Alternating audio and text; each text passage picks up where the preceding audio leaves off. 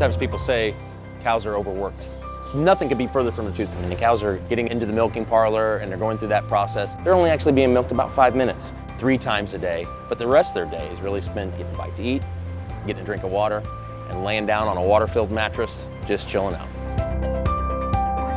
Well, I can really understand why people at their first experience with a milking machine might be like, oh my goodness, that looks like a machine, and it might be quite painful because of the stainless steel outer shell. On the inside, it's really a rubber inflation, and all it's doing is gently squeezing that cow's udder and milking the cow out. Milking a cow out by hand can be a very different experience depending on who's doing that job. So some folks might be a bit more aggressive and others might be a little more timid. So the machine helps us to get to a point where every time that cow's milked exactly the same way. But it also helps her feel much more comfortable with knowing exactly what that experience is going to be like each and every time she comes through the parlor.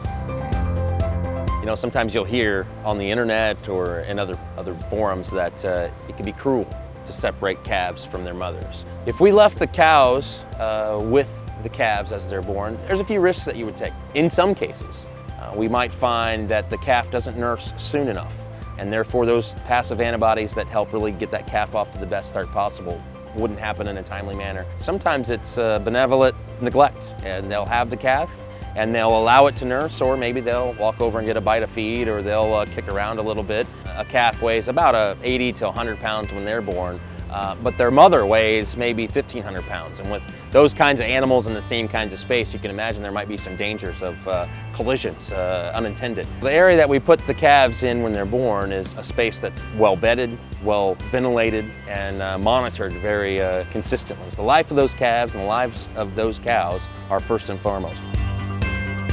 You know, if you look really hard, I'm sure that there is one person that is making some bad decisions. When those one-off instances are made out to be industry standards, it's really frustrating, and it really ticks us off, to be honest.